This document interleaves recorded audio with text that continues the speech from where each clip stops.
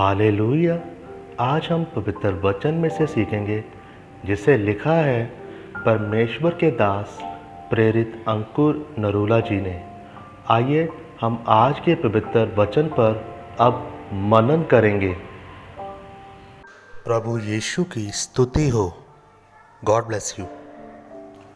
परमेश्वर को अपने जीवन में पहला स्थान दे। आज के वचन याकूब 1 उसकी 9 और 10 आयत में लिखा, दीन भाई अपने ऊंचे पद पर घमंड करें और धनवान अपनी नीची दशा पर, क्योंकि वह घास के फूल की तरह जाता रहेगा।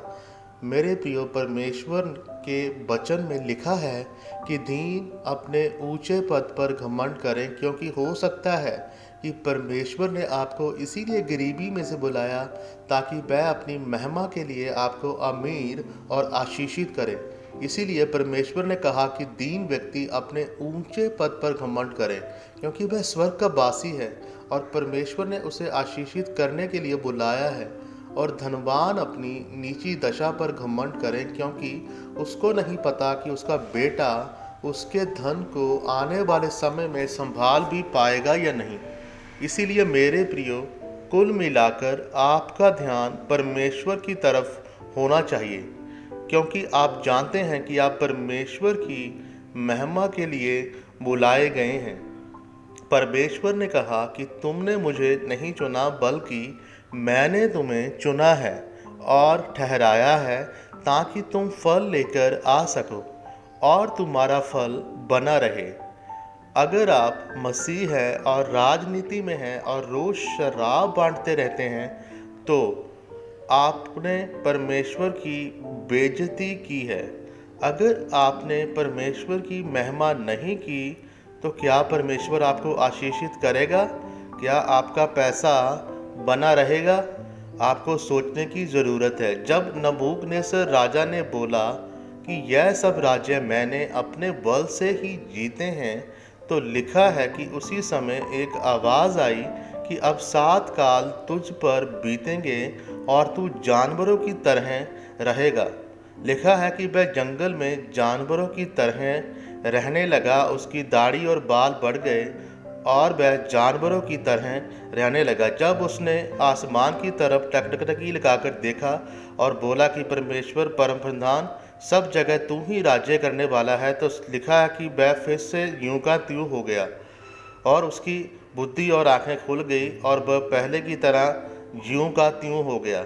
अगर आपका जन्म एक मसीह घराने में हुआ है, तो आप पर एक बड़ी जिम्मेदारी है आपका, क्योंकि आपका काम है फल लेकर आना और गवाही के वचन को मनन करना, क्योंकि पूरे नगर को पता है कि आप मसीह हैं।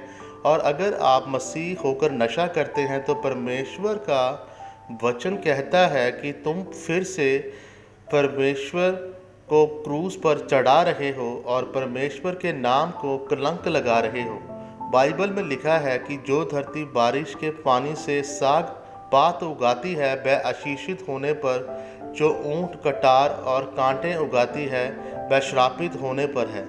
इसीलिए मेरे प्रियो, चाहे आप जिस भी परिस्थिति में हैं, आपको परमेश्वर के वचनों पर मनन करना है, वचनों पर अड़े और खड़े रहकर अपनी गवाही को लेकर आना है, ताकि आपके फलों को देखकर जो दूसरे लोग हैं परमेश्वर की महिमा कर सके।